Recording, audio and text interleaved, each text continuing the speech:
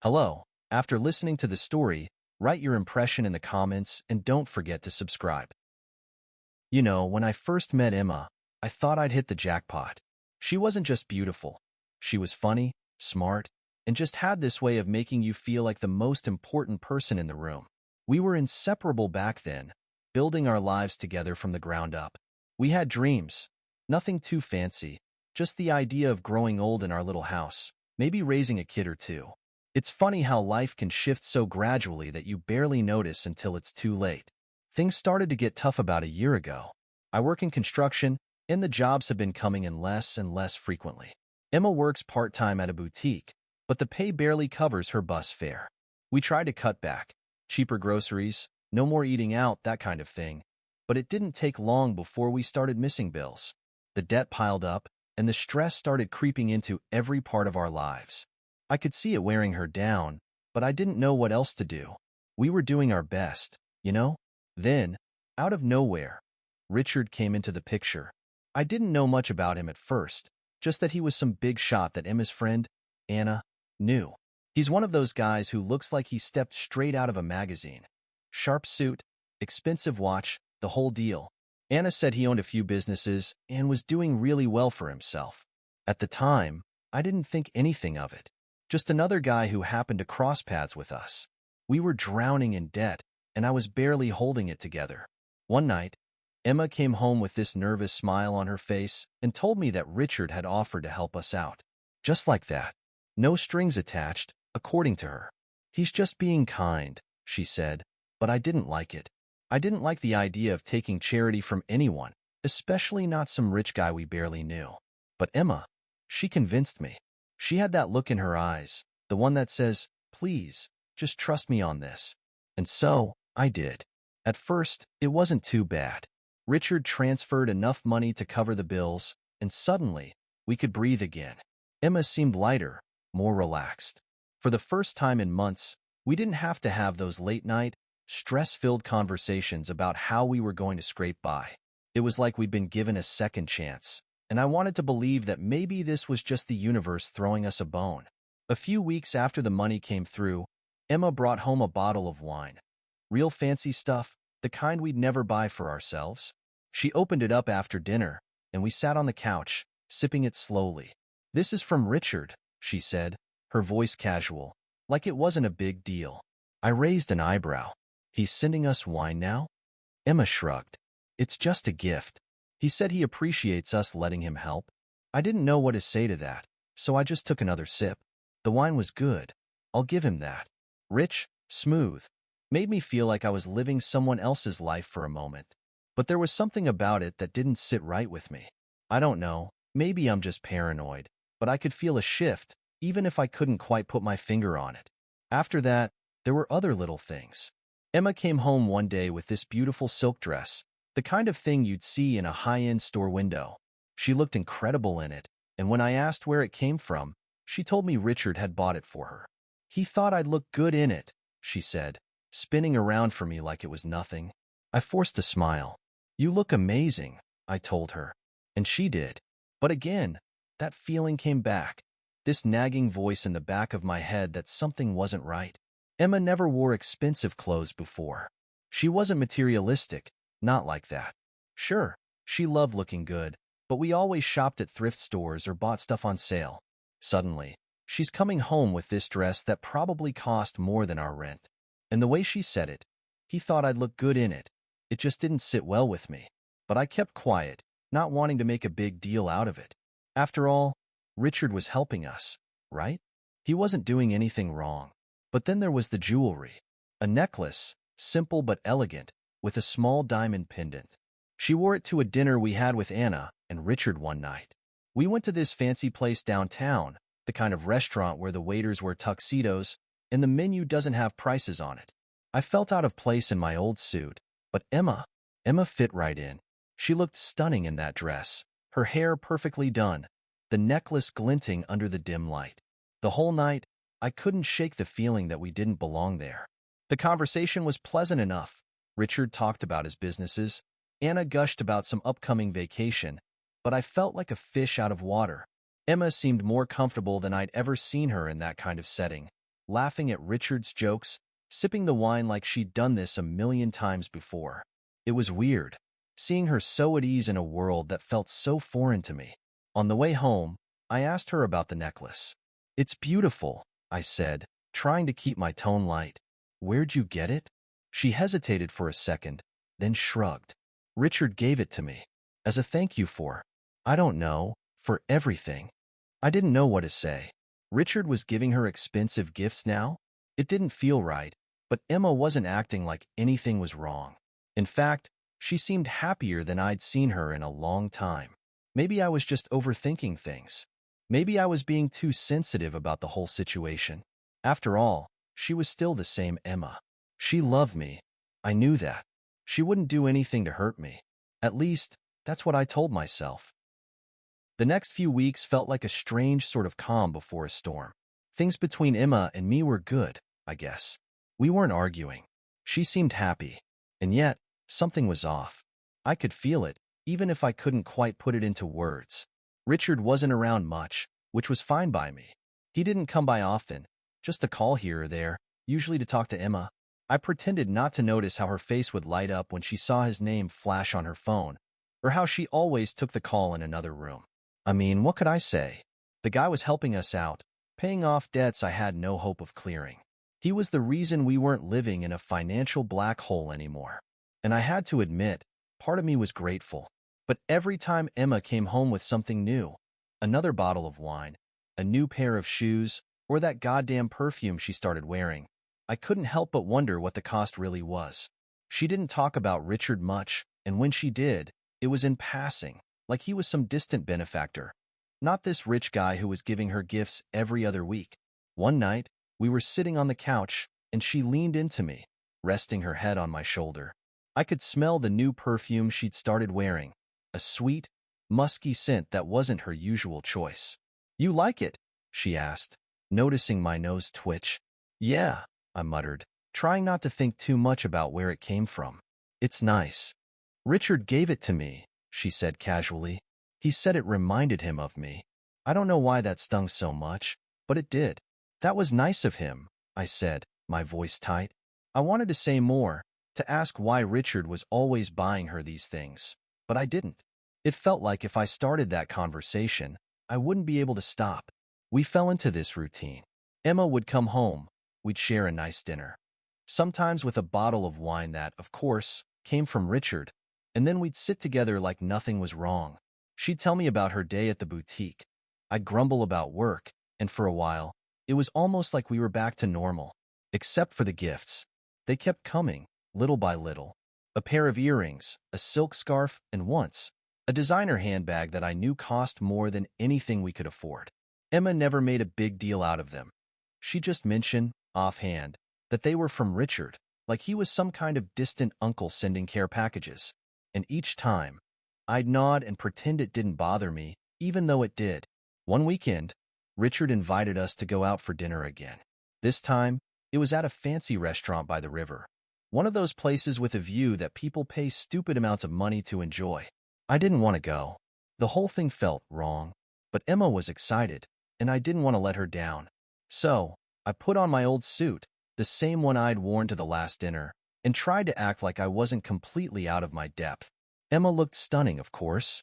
She wore that silk dress again, her hair perfectly styled, the diamond necklace glinting under the soft lights of the restaurant. Richard was already there when we arrived, sitting at a table by the window, looking like he owned the place. He greeted us with his usual charm, offering a smile that was too polished, too perfect. We made small talk, ordered food that I couldn't pronounce, and sipped on wine that tasted way too good for me to appreciate. The whole night, I felt like an outsider looking in. Richard and Emma were talking easily, laughing about something I didn't quite catch, while I sat there, trying to figure out why I was feeling so out of place. I mean, Emma and I were a team, right? We'd been through so much together. So why did it feel like I didn't belong in this picture? As we were leaving, Richard insisted on paying the bill, which was fine by me because there was no way I could afford a place like that. But as he handed over his card, he smiled at Emma in a way that made my skin crawl. It wasn't overt, just a look, a fleeting glance, but I caught it. And from the way Emma shifted on her feet, I knew she caught it too. On the drive home, I kept quiet, staring out the window while Emma hummed softly beside me. I wanted to ask her if she noticed, if she felt the same discomfort I did. But she seemed so happy, so at ease, that I didn't want to ruin it. So, I let it go, telling myself that I was overreacting, that Richard was just a generous guy who liked to help. But the truth was, I wasn't sure anymore. A few days later, something strange happened. Emma and I were going over our finances, just trying to figure out how much we still owed, which bills needed to be paid first, and I noticed something weird in our bank account. There was more money in there than there should have been. Not a lot, but enough to make me pause. Did you get a bonus or something? I asked Emma, showing her the statement. She frowned, leaning over the table to get a better look. No, she said slowly. Why? I pointed to the deposit. There's an extra $200 in here. I didn't put it there. She blinked, clearly just as confused as I was. Maybe it's a mistake?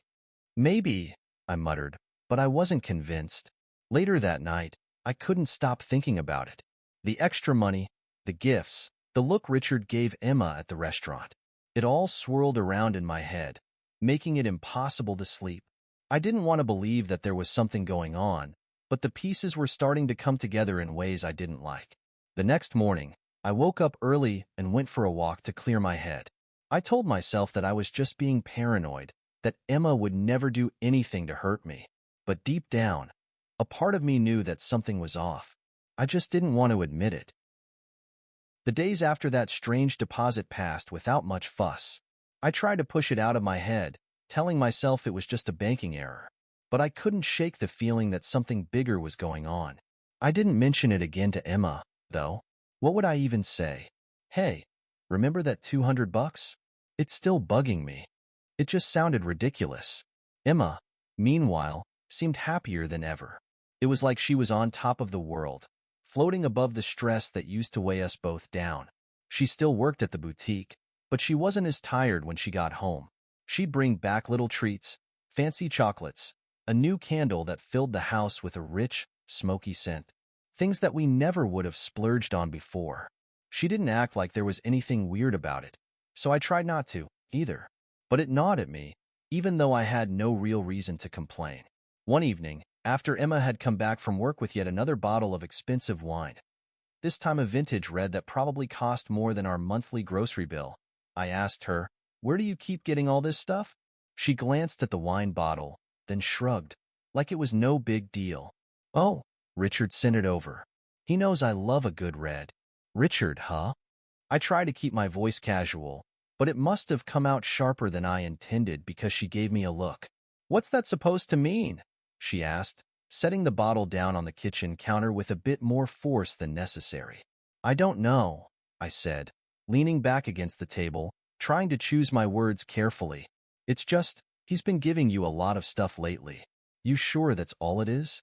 Him just being generous?" Emma folded her arms, narrowing her eyes at me.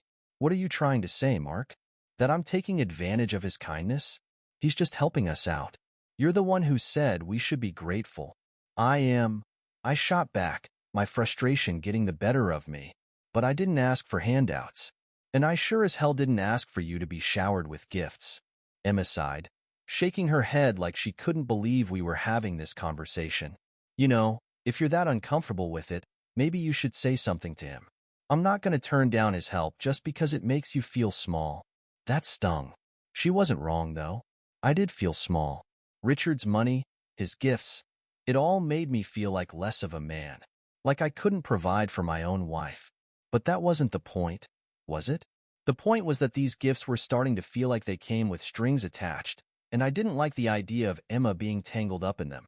Before I could say anything else, Emma brushed past me, grabbing the wine bottle as she headed toward the living room. "Let's not fight about this," she said over her shoulder. "Let's just enjoy the wine, okay?" I stood there for a moment, watching her walk away, and realized that this was exactly how things had been lately. We were both avoiding the hard conversations, skirting around the edges of what was really bothering us. I didn't want to fight with her, but I also didn't want to pretend that everything was fine when it wasn't. Later that night, as we sat on the couch sipping the wine. I couldn't help but notice how relaxed Emma was. She looked so at ease, her legs tucked under her as she swirled the glass in her hand, the dim light catching on the diamond necklace she still wore. Richard's gift, of course. She caught me staring and gave me a soft smile, leaning her head against my shoulder. "You okay?" she asked, her voice gentle. I wanted to tell her everything that had been building up inside me, how all these little things, the gifts, the money, the way Richard seemed to hover over our lives like some benevolent benefactor, were eating away at me. But instead, I just nodded and said, "Yeah, I'm good." It was a lie, of course, but it was easier than starting a fight I wasn't ready to have. A few days later, I met up with my buddy Jack for a drink. Jack's one of those friends you can talk to about anything, no judgment. We grabbed a couple of beers at our usual spot, a low-key bar on the edge of town. I hadn't seen him in a while, and as soon as we sat down, he asked, "How's Emma doing?" "Good," I said automatically, even though I wasn't sure if that was true anymore. "She's been happy." Jack raised an eyebrow, clearly picking up on the hesitation in my voice. "And that's a problem?" I shook my head, running a hand through my hair. "Nah, it's just things have been weird lately. We've been getting all these gifts from Richard, the guy who helped us out with the debt. It's like every other week, there's something new." "And you're not cool with that," Jack said, taking a sip of his beer. "I don't know, man. It's not that I'm not cool with it, it's just, it feels off. Like, why is he doing all this? And why does Emma just accept it? It's like she doesn't even question it anymore." Jack leaned back in his chair, giving me a thoughtful look. Maybe he's just trying to be nice. Or maybe he's into her. I laughed, but it came out hollow. "Yeah, that's crossed my mind too. But Emma would never do that. She loves me. I know she does." "Of course she does," Jack said quickly, but there was a slight hesitation before he added, "But you sure you're not just looking the other way because it's easier?" That hit harder than I expected. I'd been trying not to think about it, but Jack had a point. I didn't want to believe that there was something more going on between Emma and Richard. I couldn't. The rest of the night, we kept the conversation light, avoiding the topic of my marriage as we downed a few more beers. But as I walked home, Jack's words kept bouncing around in my head. Was I ignoring the signs? Was I letting this go on because I didn't want to face the truth? When I got back home, Emma was already in bed. I stood in the doorway of our bedroom, watching her sleep, her chest rising and falling with each slow breath. She looked so peaceful, so perfect, like nothing was wrong. I wanted to crawl into bed beside her, wrap my arms around her, and pretend that everything was fine. But I couldn't shake the feeling that I was on the edge of something terrible, and once I fell, there'd be no going back. I lay awake that night, staring at the ceiling, wondering what the hell I was supposed to do. Should I confront Emma? Should I talk to Richard? Or should I just keep pretending, hoping that whatever this was would pass? In the morning, I decided to let it go for now. Emma was still the woman I loved, and I wasn't ready to believe that anything had changed. Life moved on, like it always does. Emma and I settled back into our routine, and for a while, things felt normal again, at least on the surface. We kept drinking the fancy wine, using the luxurious candles, and Emma still wore that diamond necklace like it had always belonged around her neck. But deep down, there was this undercurrent of tension that neither of us wanted to acknowledge. Richard wasn't around much anymore, which I have to admit was a relief. I didn't see him at the house, and Emma didn't bring him up as often as she used to. I guess I figured maybe the whole gift-giving thing was winding down. Maybe he was finally getting tired of playing the generous benefactor. But every now and then, another package would arrive. A new purse, a pair of shoes, or a bottle of perfume that smelled way too expensive for our budget. Emma would smile when she opened them, but she never said where they came from, and I didn't ask. I guess you could say I was still trying to convince myself that everything was fine, that maybe this was just how things were now. Emma loved me. I knew that. She told me every day, and when we spent time together, it still felt real. There were no late nights, no suspicious phone calls, none of the usual red flags people talk about when they think their partner's cheating. Hell, if anything, she seemed closer to me than ever. We'd sit on the couch after dinner, her legs draped across my lap while we watched TV. She'd laugh at my stupid jokes, and for those moments, I believed it. I believed we were still solid. But I couldn't ignore the gifts. And I couldn't ignore how Emma seemed to get more comfortable with each one. Like she'd stopped feeling guilty about accepting them.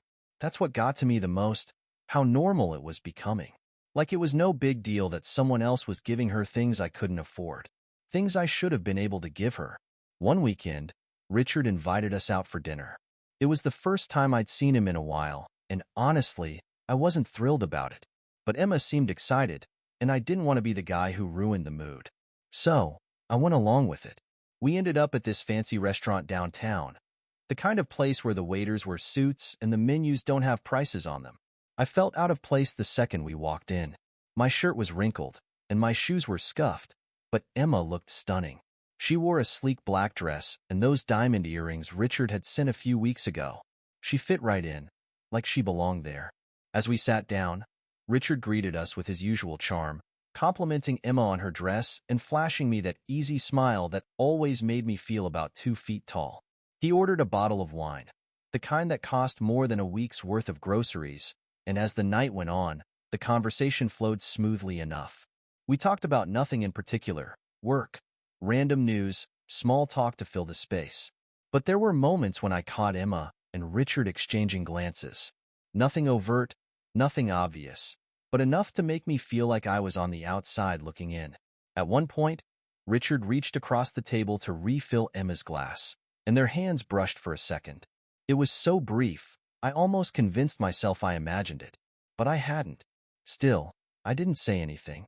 What was I supposed to say? Hey, I noticed you touched my wife's hand for half a second. Is there something going on? It would have sounded insane. When the check came, Richard waved me off when I tried to pay. I've got it, he said with a smile. Consider it my treat. I clenched my jaw but forced a smile. Thanks, man. Appreciate it. The ride home was quiet. Emma seemed relaxed, her fingers playing with the necklace around her neck, while I stared out the window, my thoughts running in circles. Should I have said something? Should I have called Richard out? Or was I just being paranoid? Did you have a good time? Emma asked, breaking the silence. Yeah, I said, though the word felt hollow. It was nice. She looked over at me, her brow furrowed. You sure? You've been quiet since we left. I shrugged. Just tired, I guess. Emma reached over and squeezed my hand. You've been working so hard lately. We should take a weekend off, just the two of us. I smiled at her, but inside, I felt like I was suffocating. She was right. I had been working hard. Maybe too hard, trying to keep us afloat while she accepted gifts from a man who could probably buy and sell us 100 times over. But I didn't say that. Instead, I just nodded and said, yeah, that sounds nice. That night, as Emma slept beside me, I stared up at the ceiling again, the same thoughts from before swirling around in my head. Something wasn't right. I didn't want to believe it, but the evidence was starting to pile up.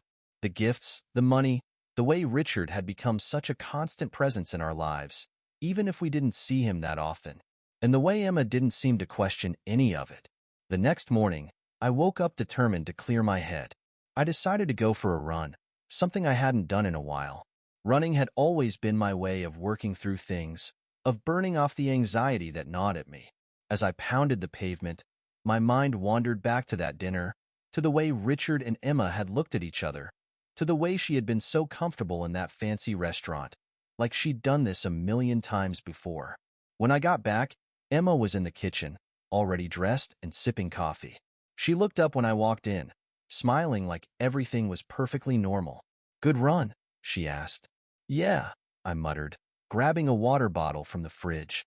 We sat in silence for a moment before I finally blurted out, Emma, do you ever feel weird about all the stuff Richard's been giving us? She blinked, caught off guard by the question. What do you mean? I mean, doesn't it feel like too much?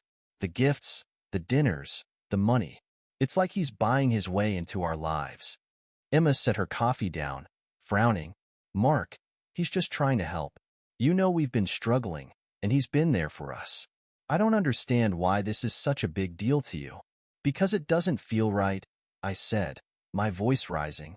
It's like we're living off of his charity, and I hate it. Emma sighed. rubbing her temples like she was tired of having this conversation. I get it, okay?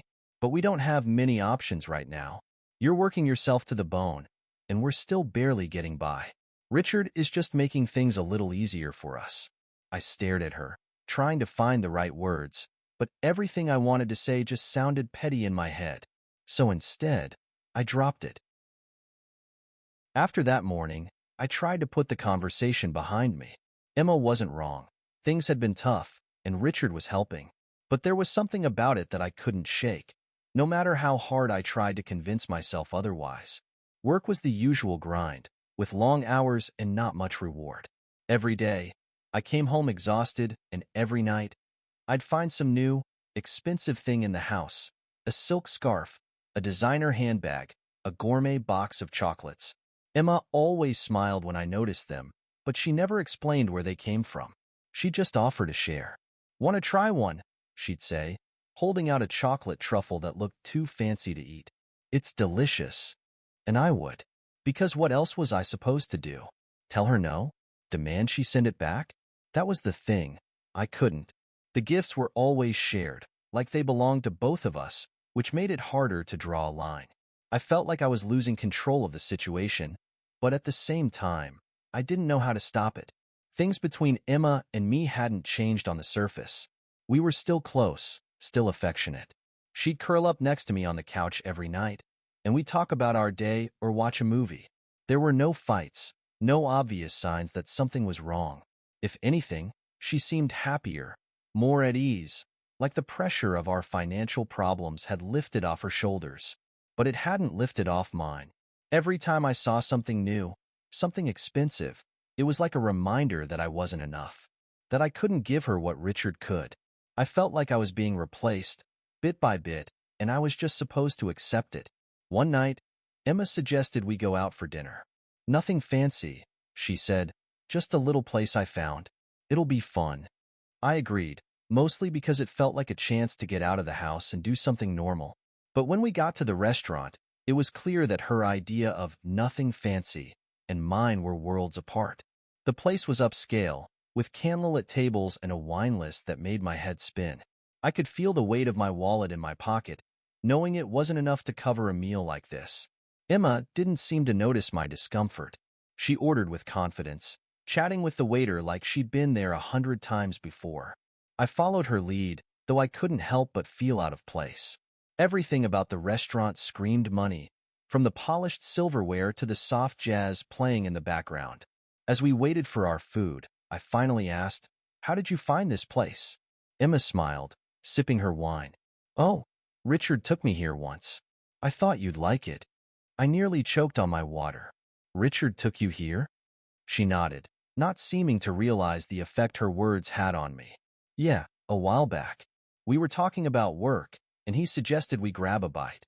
It's one of his favorite spots." I didn't know what to say.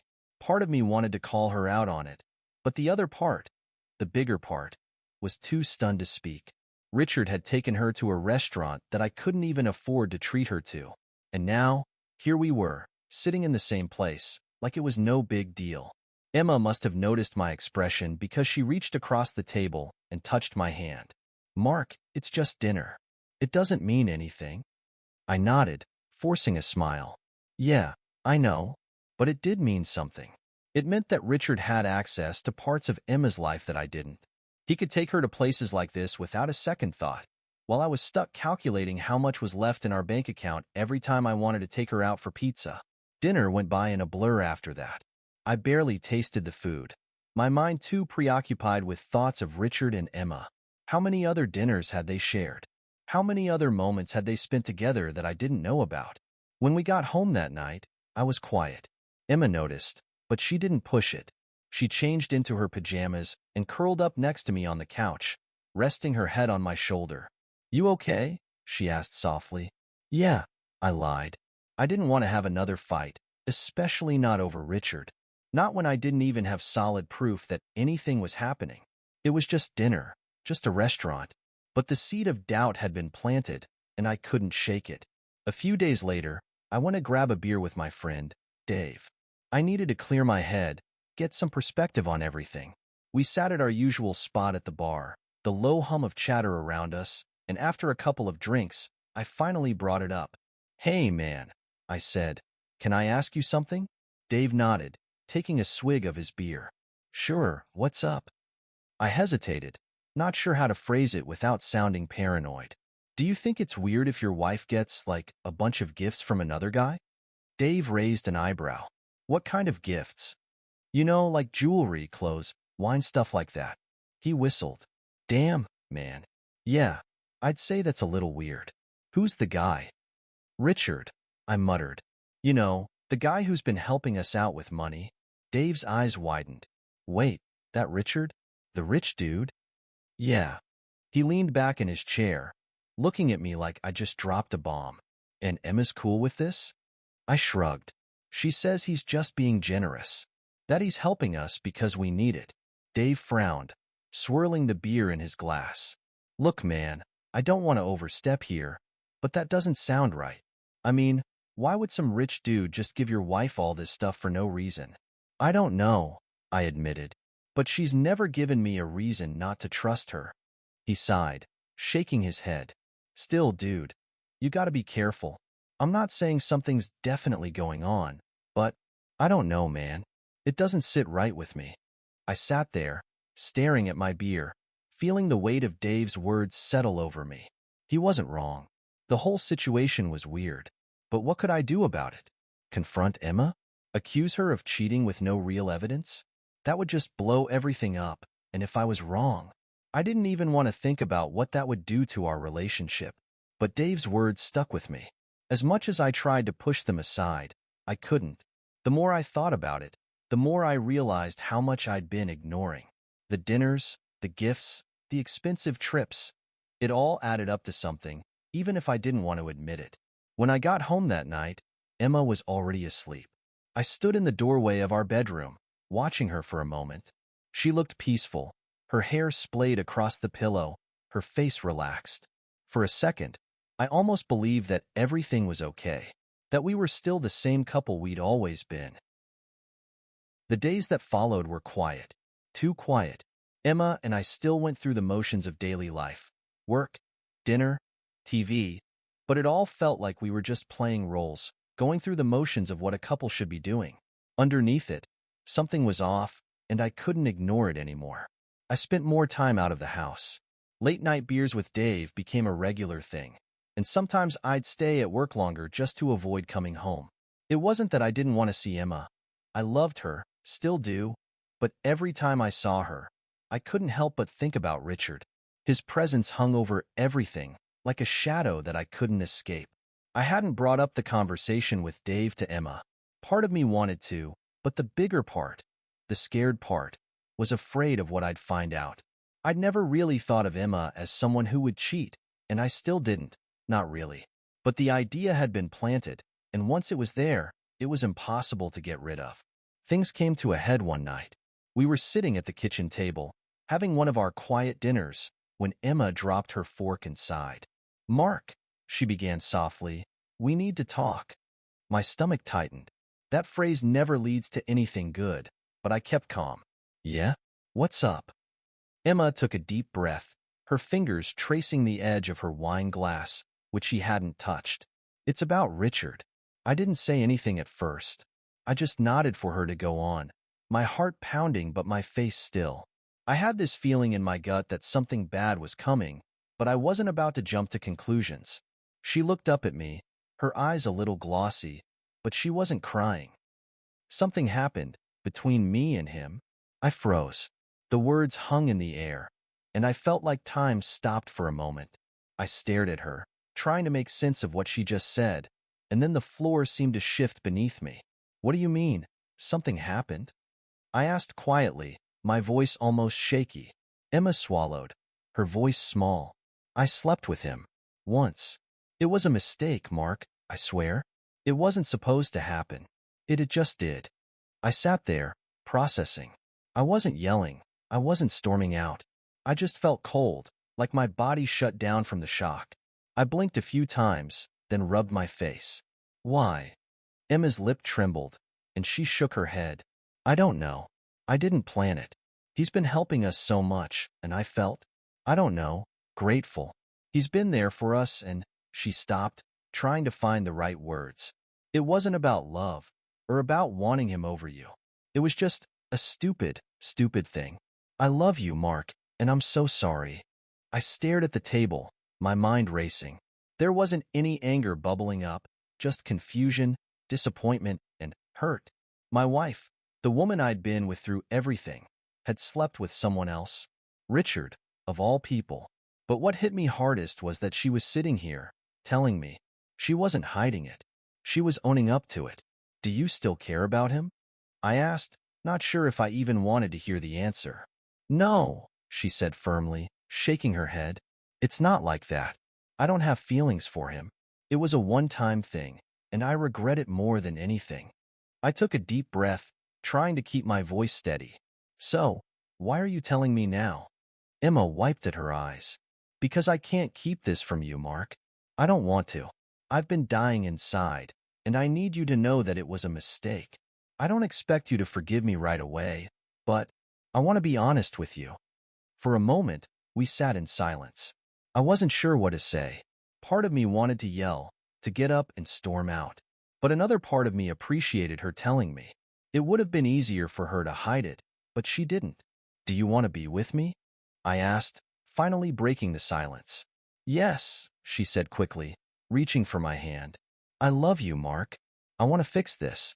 I know I screwed up, and I'm so sorry.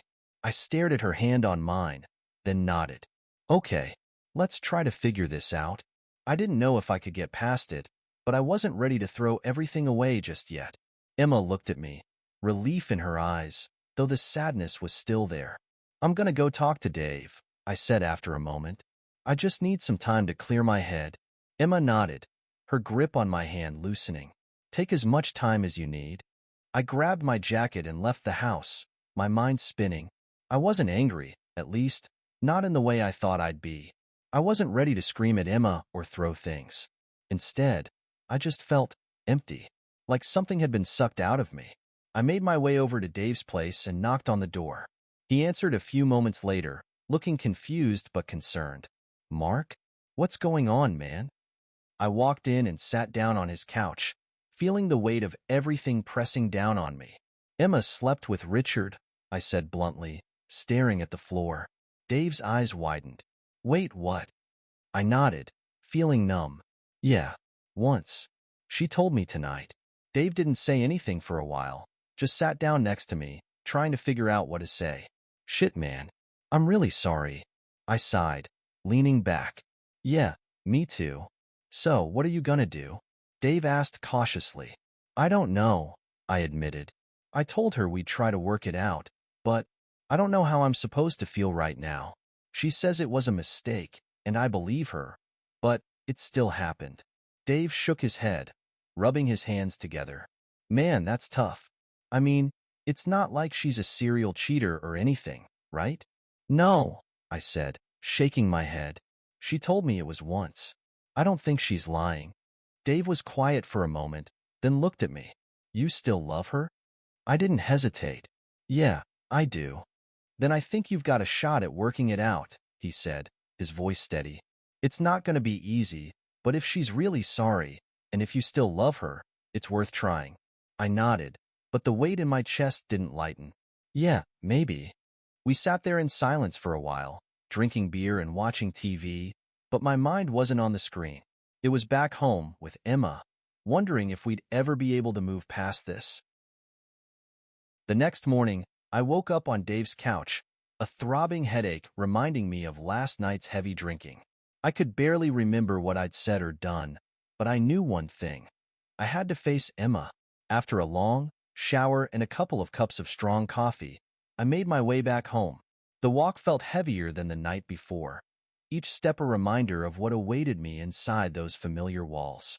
As I opened the front door, the scent of stale coffee and the faint smell of her perfume hung in the air. It felt suffocating. I stepped inside and found Emma in the kitchen, her back to me as she rinsed a bowl. I hesitated, taking a moment to gather my thoughts. Mark, she turned, her expression a mix of surprise and anxiety. You're back. Yeah, I replied, my voice flat. We need to talk. I could see her eyes widen, fear creeping into her features. She set the bowl down and faced me fully, her hands trembling slightly at her sides. I'm sorry for how I left things last night. I didn't mean to. Stop. I cut her off. You said you slept with Richard. You said it was a mistake. But how am I supposed to believe that? My voice trembled, anger and betrayal mixing in my chest. Emma's lips parted, but no words came out. I could see the guilt etched across her face, and for a brief moment, I wondered if I would find a way to forgive her. But the thought vanished quickly, replaced by the weight of what had happened. Do you love him? I asked, each word heavy with the truth I was afraid to hear. No, she exclaimed, stepping closer. I love you, Mark. I swear. It was a stupid mistake. A stupid mistake? I echoed, incredulous. You didn't just trip and fall, Emma. You made a choice. You chose him over me. The hurt I felt was sharp, like a fresh wound. I didn't mean for it to happen. Her voice rose, desperation flooding her tone.